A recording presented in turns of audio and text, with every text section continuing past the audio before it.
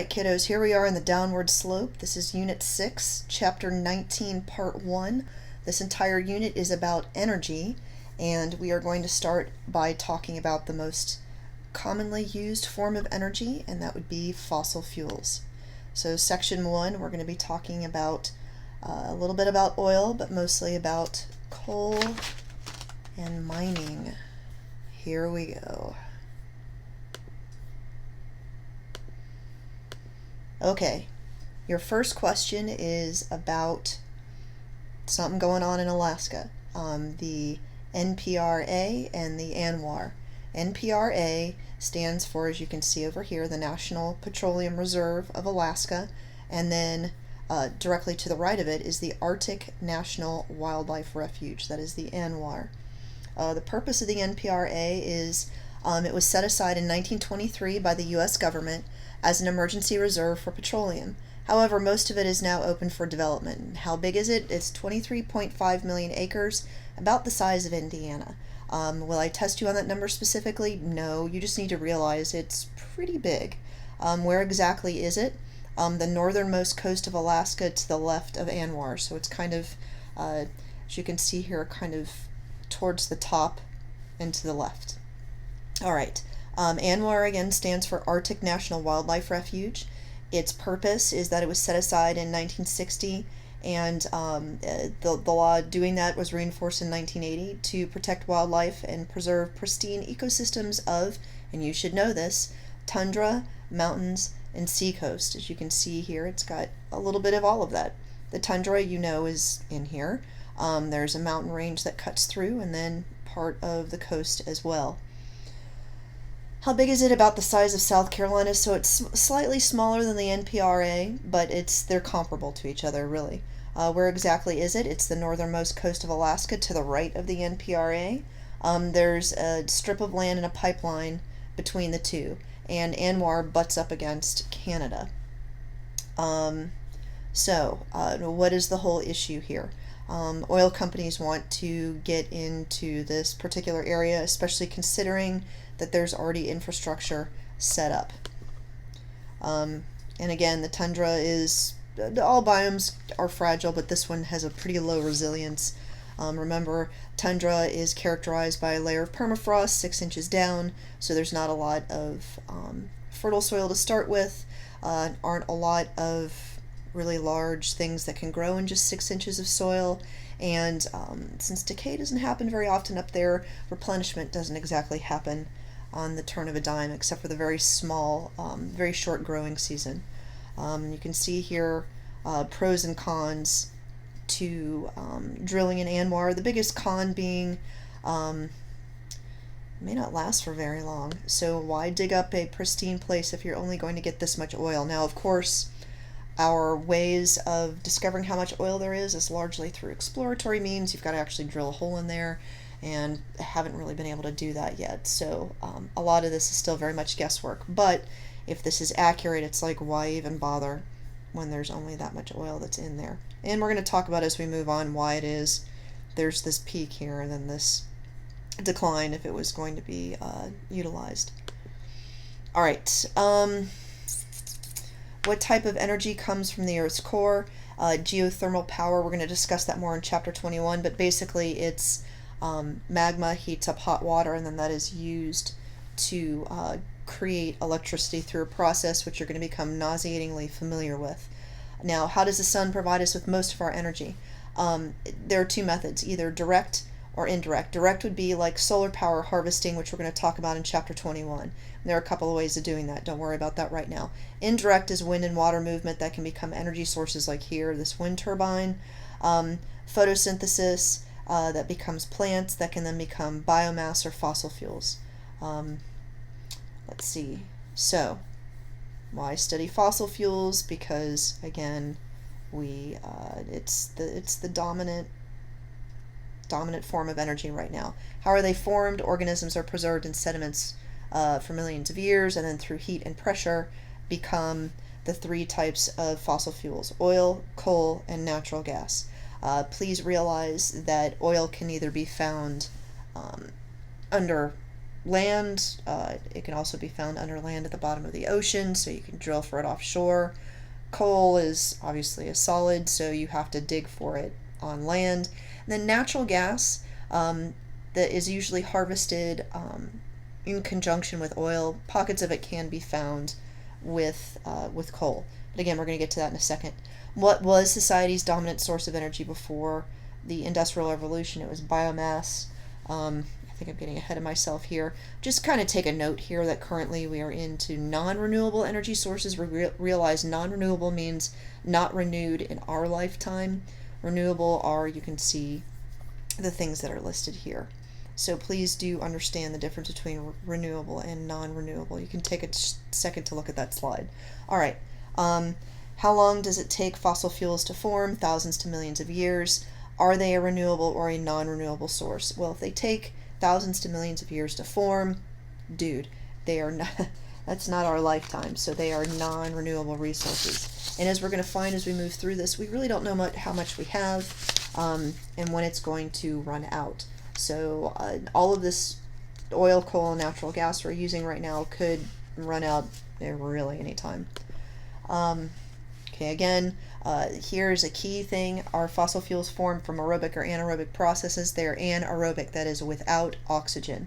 And it's, again, decomp without oxygen under heat and pressure. You should know this already because the bubbles that are formed in things like that are formed by things like yeast and in bread and beer, those can be formed through anaerobic processes. And again, do realize fossil fuel, oil, coal, natural gas.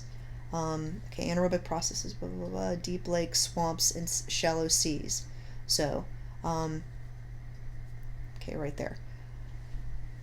ID, the country that contains the largest percentage of global oil reserves. If you're familiar at all with the news, you should know that. It is Saudi Arabia. Here again is, this is the formation of coal. We're going to get into this, how it goes from peat to lignite to bituminous coal to anthracite. So you can come back to this slide at any point. These are all the different places that the different types of fossil fuels occur. And this actually shows how geothermal energy is used at least a little bit. All right, here we go.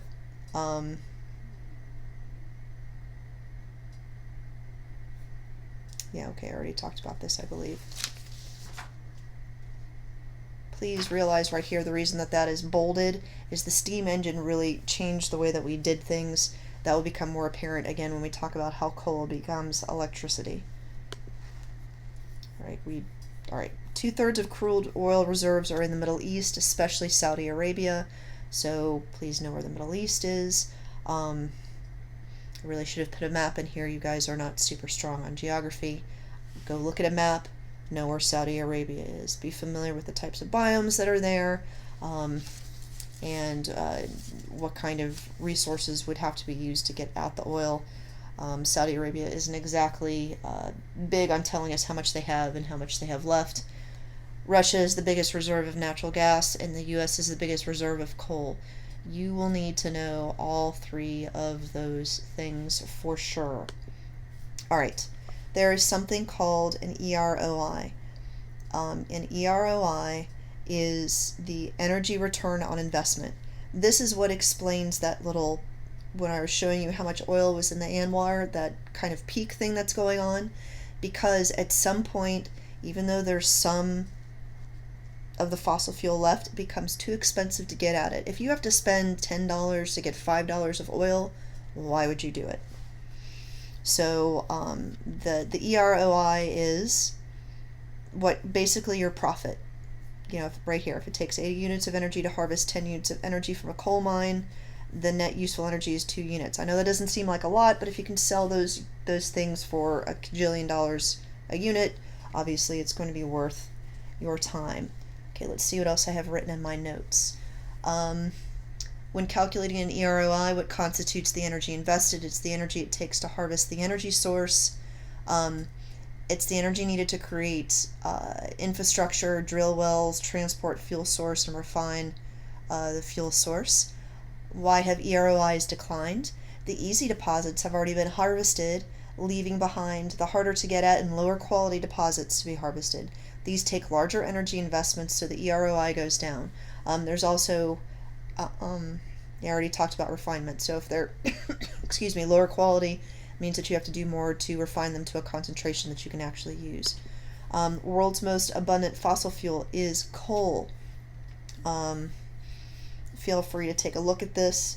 Absolutely know who the 3 largest coal-burning countries are. China's at the top of that list. They're going to be at the top of a lot of our lists, especially the pollution lists. What's the main difference between the types of coal?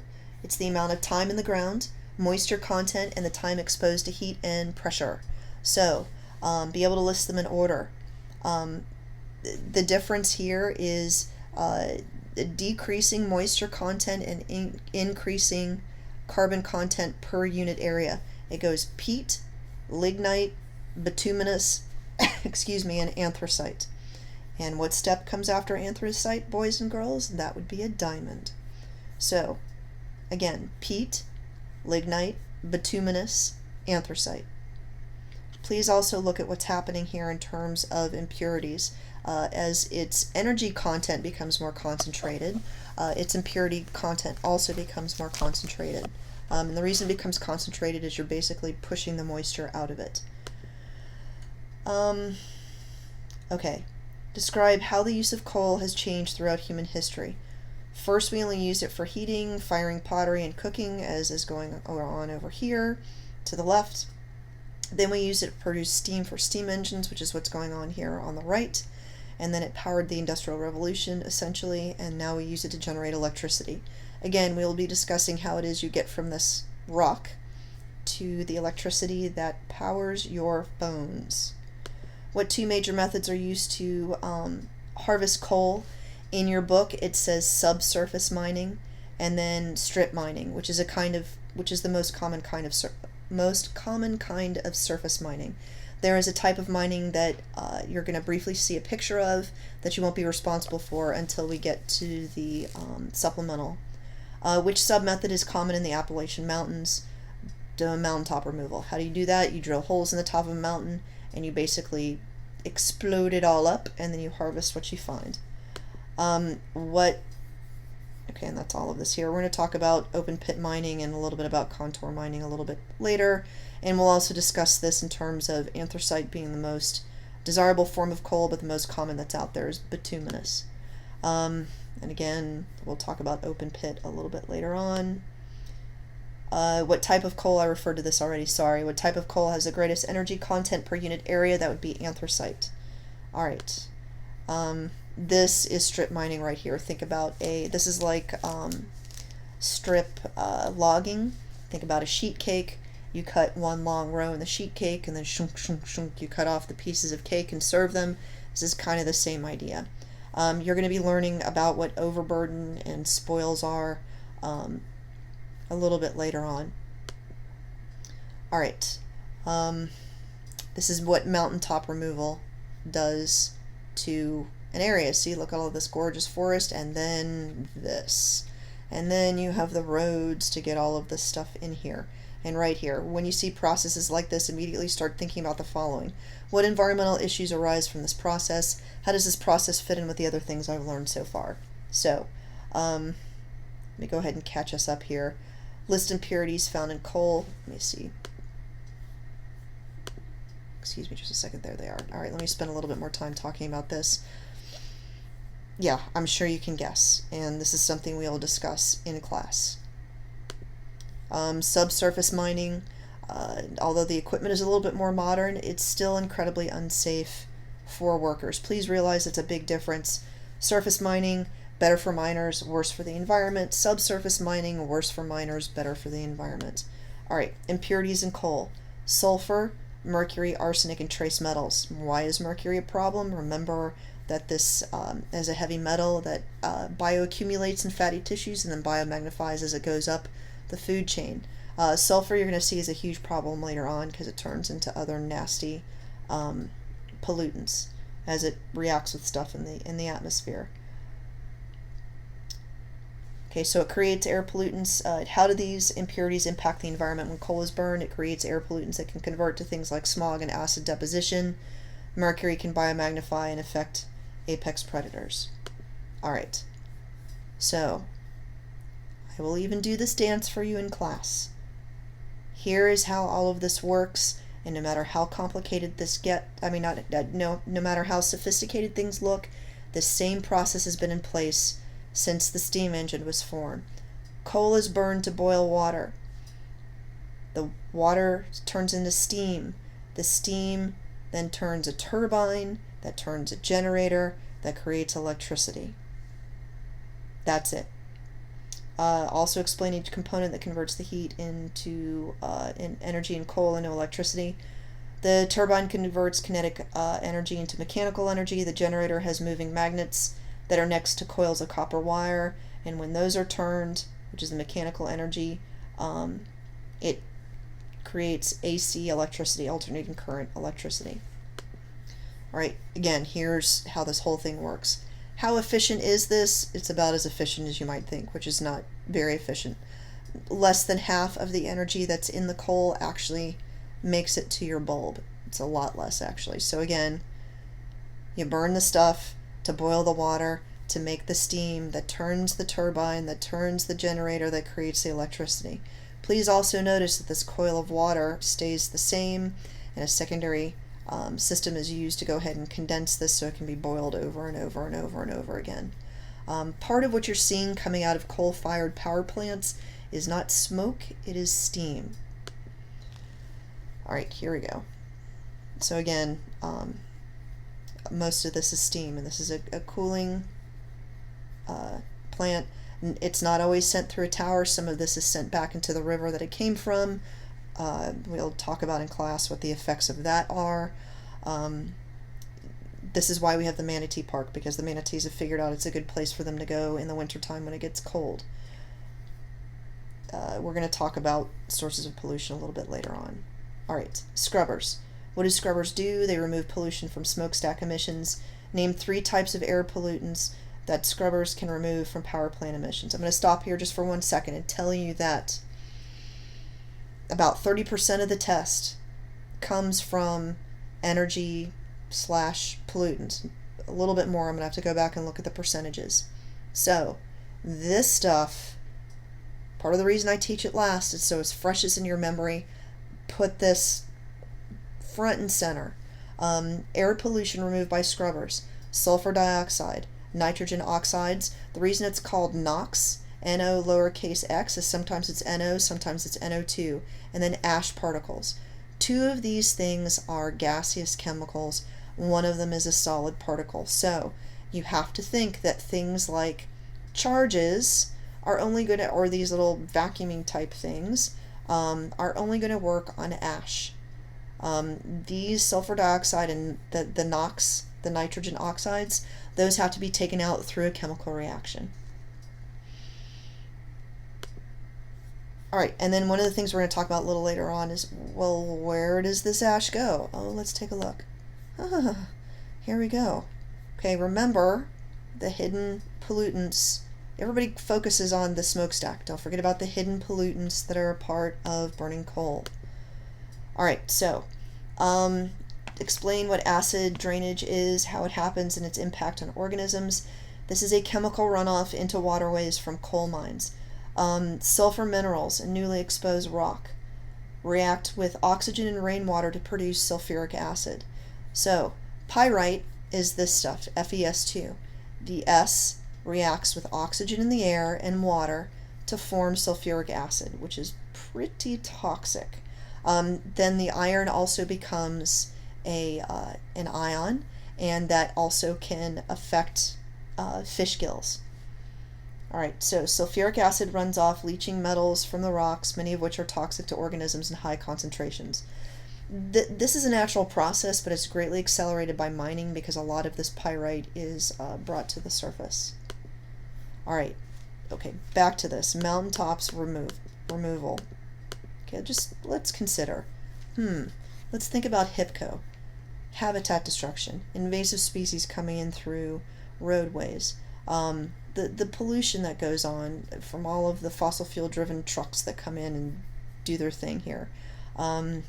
Climate change, you don't realize that some of the gases that are given off by the fossil fuels cause problems, and just the overuse of resources. But let's talk about the obvious one here. Bare earth should make you twitchy at this point. You have soil erosion, which means that this is desertification, and then the soil can foul water supplies. It fills in creeks. You have landslides, and then again habitat destruction. So hopefully those things are kind of ingrained in you at this point. Okay, so all of the stuff right here, feel free to, and whenever you have habitat destruction, you always have a loss of biodiversity, which means that ecosystems can collapse because you can only take a certain number of these species out before all the stuff that depends on them goes away as well. Alright, explore mining's impact on miners. You have injury and death from collapsing shafts. This still happens. You hear about this in the news on a regular basis. Black lung disease from coal dust inhalation. Your book doesn't bring this up, but the pockets of toxic gas they're talking about are things like methane. This is why you bring birds down with you, everything from canaries to chickens, because if they start dropping, you start running, because it means that there is toxic gas in there. Birds' respiratory systems go at a much faster rate than humans do, so they are more quickly affected by toxins. Alright, this dude named Hubbert came up with something called Hubbert's Peak. What does it tell us about the availability of non-renewable resources? When the peak of harvesting takes place, it tells you when the resources, it tells you when the peak of harvesting will take place and when the availability of non-renewable resources will begin to decline. So you can almost predict how soon a resource is going to stop being used. I mean, like a pocket of oil in one certain place. Now, we are coming up with new ways of getting at the oil residues that are down there, things like fracking, which we'll talk about later. But it's takes a little bit of effort to get at it, for sure. So Hubbard is a little bit like Thomas Malthus in that his ideas have merit, but because of advances in technology, they're not quite applicable yet. Alright, besides coal, what other specific minerals are the target of mining? Gold, platinum, diamonds, iron, gallium, zirconium. You can add things like aluminum to this list as well. Alright, for this particular quiz, you only have to worry about overburden. All of these things will eventually be on your unit test, though, so let's just focus on this one up here. Overburden is the unwanted material on top of your target material. The minute you scoop it away and put it somewhere else, it's called spoils. Alright, so a lot of these words are positional words. And we'll come back to this slide in the supplemental material, promise. Just know about overburden for right now. Okay. Oh, look, you're getting a treat from me. I am helping you with the Biozone workbook. Aren't I nice? Alright, how does surface mining impact the environment? All the same things again. Habitat destruction. Don't forget about noise pollution. We haven't talked about it yet, but animals are easily stressed, and when they're stressed, they don't reproduce. You also have visual pollution in terms of us. Remember, we get some aesthetic value from nature there on the left. Not pretty. Let's see, soil erosion, and it's sometimes loaded with toxic substances that are needed to get at all of the targets of mining, and then that runs into nearby waterways, blah, blah, blah, blah, blah, all the usual stuff. How are surface mines restored, and how does the restoration compare to the originally existing environment? You replant the flat areas, you fill in open pits with water to create a lake, but it'll never be the same. For example, over at FGCU, that was a open pit mining operation used to get at gravel, and that's now the lake that's out there, and a lot of massive work had to be done to make that a livable area. Now, if this was left alone, primary succession would take place here because, dude, these are spoils and these are areas that are subsoil. There's no topsoil here. So you've got to do a goodish amount of work to do what's called remediation. This is a career. People make money out of doing this because it's required by law now. So if this is something that interests you, you can make an entire career out of going from the left-hand side to the right-hand side. Alright, Compare and contrast the advantages and disadvantages of surface and subsurface mining. Surface mining is safer for workers, but it greatly disturbs the land. Subsurface is riskier for the workers, but causes less land disturbance. You're still going to have disturbances because of roads and things like that, and God forbid, if the thing collapses, you're going to have, the earth is going to subside, but it's still less.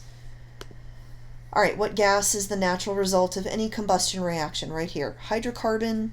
Anything with hydrogen and carbon in it plus oxygen. There should be a little flame on top of this arrow. Whenever you burn the stuff in the presence of oxygen, you always, always, always get carbon dioxide and water. Sometimes you get something when this is incomplete, when it doesn't go as far as it should. That's when you get carbon monoxide. That is the odorless, colorless gas that is toxic for people. But it's the CO2 we're going to focus on right now.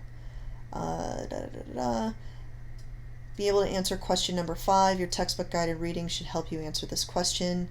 Also think about how coal may be used in developing countries versus developed countries.